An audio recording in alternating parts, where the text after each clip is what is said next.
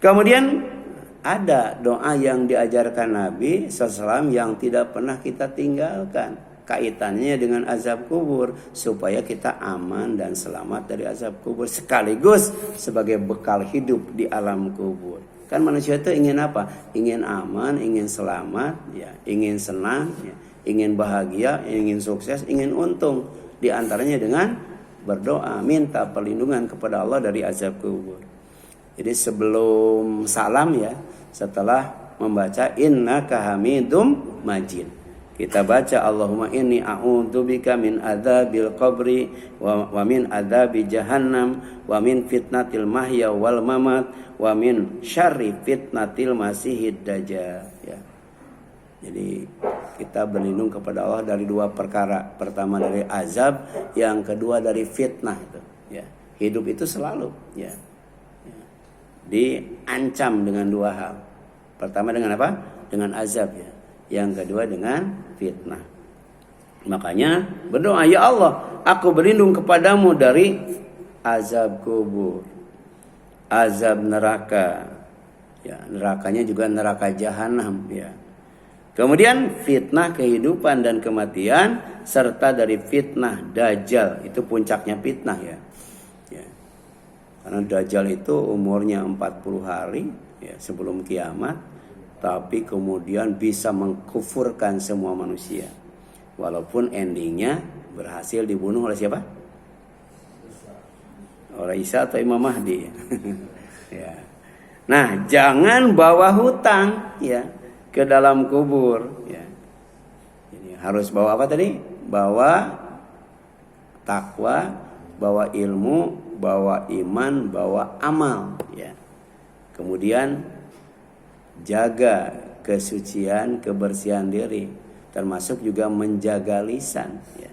Sebab Rasul pernah ditanya, apa yang paling banyak memasukkan manusia ke surga? Kata Rasul, yang paling banyak memasukkan manusia ke surga itu dua. Pertama apa ya? Yang pertama adalah takwa Allah, takwa kepada Allah. Itu yang paling banyak memasukkan manusia ke neraka, ke surga. Kemudian apa lagi? Yang kedua wa husnul khuluq, baik budi pekerti. Ya, baik budi pekerti.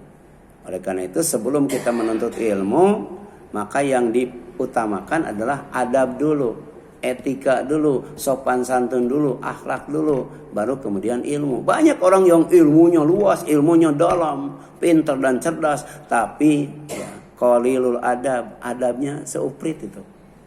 Ya, kurang etika, kurang sopan ya.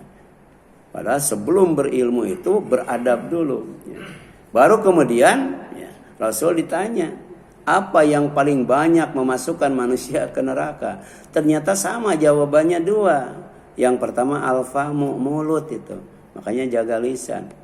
Yang kedua wal farju, kemaluan ya.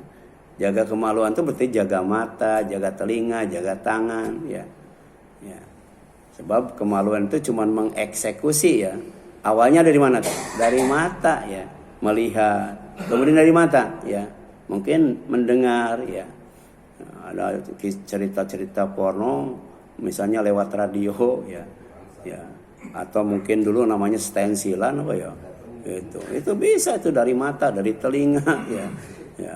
Kemudian dari tangan ya, gitu. Istri orang dicolek pantatnya misalnya. Akhirnya kan dosa yang paling besar itu berzina dengan istri orang ya. Awalnya cuma colek pantat, maaf ya. Tapi lama-lama kan yang mengeksekusi apa? Kemaluan. Jadi orang banyak masuk neraka itu pertama karena apa? Karena mulut.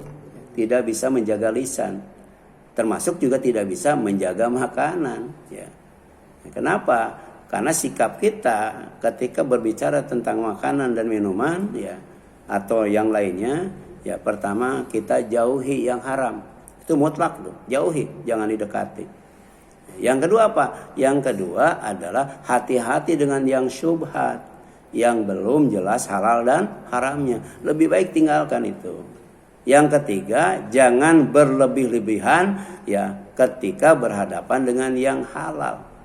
Sampai kemudian ya, Umar bin Khattab berpesan, Kalau kamu ya mendatangi satu majelis, kemudian dihidangkan banyak makanan, walaupun semuanya suka, jangan dimakan semuanya. Iya. Apalagi sampai dibawa pulang kan ya gitu. Jangan dimakan semuanya ya. Karena yang punya hajat menyediakan makanan aneka rupa itu ya karena tahu yang diundang itu seleranya macam-macam kan. Tapi ada orang yang semua suka, semua doyan, disikat semuanya. Itu nggak boleh itu. Artinya dia berlebih-lebihan dalam yang haram. Jadi 3 hal ya yang membuat manusia itu insya Allah aman dan selamat ya dalam kaitannya dengan makanan dan minuman atau perbuatan. Kalau jelas haram jauhi. Kalau kemudian syubhat tinggalkan. Kalau halal sikapi dengan sederhana. Allah pasti merahmati ya, mengasihi dan menyayangi orang yang kemudian dia berusaha dengan baik ya, artinya dengan cara yang benar, dengan cara yang halal. Kemudian yang kedua, menggunakannya dengan hemat, dengan sederhana.